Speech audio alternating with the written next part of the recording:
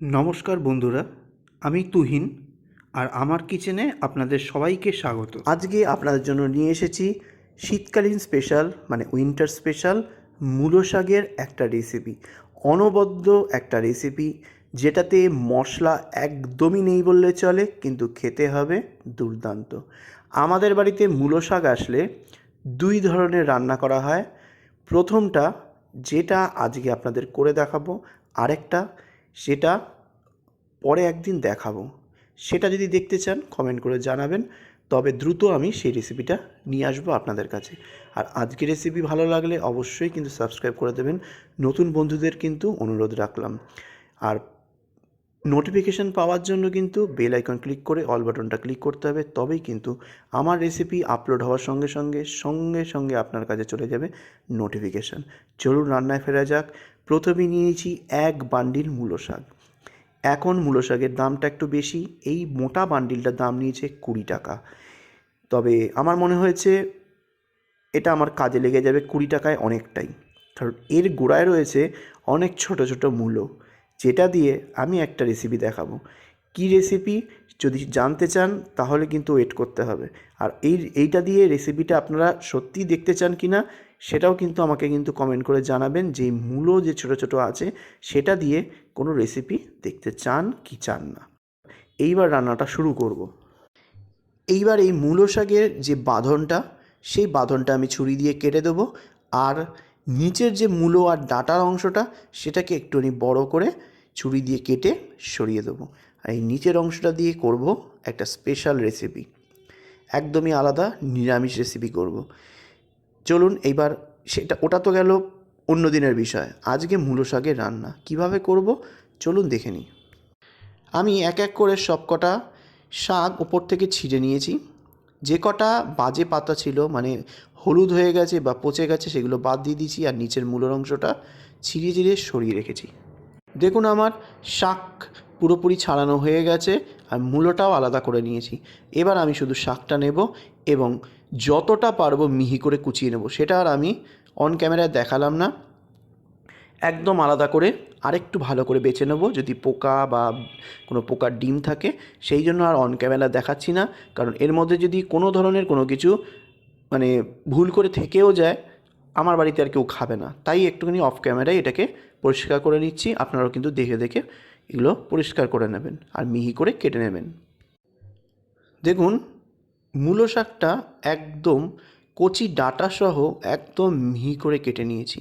যতটা মিহি করে কাটবেন তত কিন্তু খেয়ে মজা। আর আমি ভালো করে কিন্তু এটা ধুয়ে জল ঝরিয়ে পর্যন্ত নিয়েছি। চলুন এবার রান্নাটা কিভাবে করি দেখিয়ে দিই। এবার একটা কড়াই নিয়ে নিয়েছি, কড়াইটাকে হাই ফ্লেমে ভালো করে গরম করে নিয়ে দিয়ে দেবো পরিমাণ মতো সর্ষের তেল। অত্যাধিক দরকার নেই, পরিমাণ মতো দিলেই হবে। তেলটাকে হাই ফ্লেমে ভালো করে গরম করে নিয়ে ফ্লেমটা লোতে দিয়ে দেবো। এইবারে ফোড়নে প্রথমে দিতে হবে দুটো ফাটিয়ে নেওয়া শুকনো লঙ্কা, আর দিয়ে দেবো একটা ফাটিয়ে নেওয়া কাঁচা লঙ্কা। ফোড়নে কিন্তু আর কিচ্ছু পড়বে না, এই হচ্ছে দুটো লঙ্কা ফোড়ন। এইবার যেটা দিতে হবে 1 মুঠ মুগ ডাল, যেটা আমি ধুয়ে জল ঝরিয়ে অলরেডি রেখেছিলাম। এটা কিন্তু ড্রাই রোস্ট করা কিন্তু মুগ ডাল নয়, নর্মাল কাঁচা মুগ ডাল ধুয়ে জল ঝরিয়ে এর মধ্যে দিয়ে দিলাম। এইবার এই তেলের মধ্যে মুগ ডালটা ফ্রাই করতে হবে লো ফ্লেমে। মুগ ডালটা ফ্রাই করতে করতে যখন দেখবেন হালকা লালচে লালচে কালার এসে গেছে, লো ফ্লেমেই কিন্তু ভাজতে হবে। মিডিয়াম বা হাই ফ্লেম দিলে দ্রুত পুড়ে যাবে। যখন দেখবেন লালচে কালার এসে গেছে এর মধ্যে দিয়ে দিতে হবে 1/4 চা চামচ পরিমাণে হলুদ গুঁড়ো। হলুদ গুঁড়োটা মিক্স করে দিয়ে দেবো কুচিয়ে নেওয়া মূলো শাকটা। কুচিয়ে নেওয়া মূলো শাকটা দিয়ে দেওয়ার পর এখানে অ্যাড করে দেবো 1/2 কাপ পরিমাণে জল।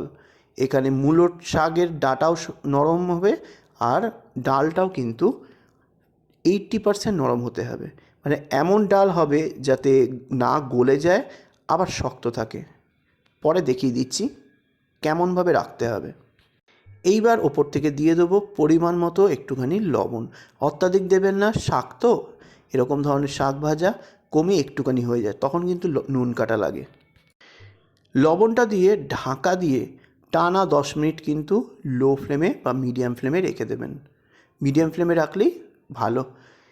এইভাবে মিডিয়াম ফ্লেমে 10 মিনিট রেখে দেবো। ঠিক 10 মিনিট বাদে ফিরে আসছি। ঠিক 10 মিনিট পর ঢাকনাটা আমি খুলে নিলাম।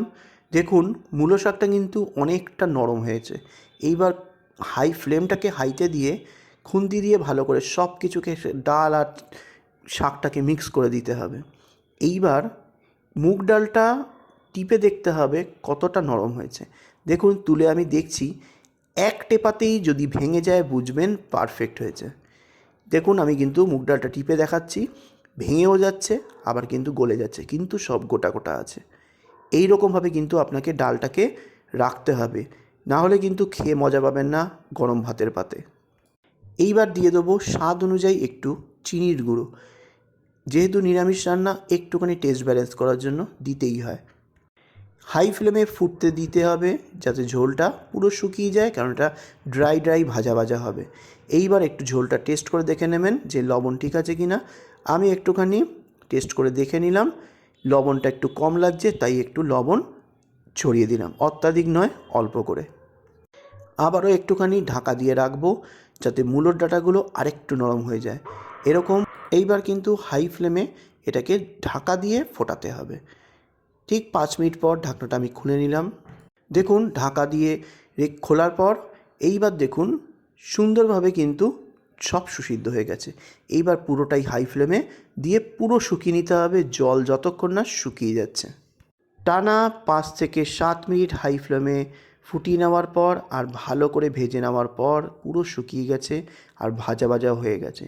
এইভাবে একটু মূলো শাক মুগ ডাল দিয়ে করে খেয়ে দেখবেন, গরম ভাতে মেখে দুর্দান্ত লাগবে।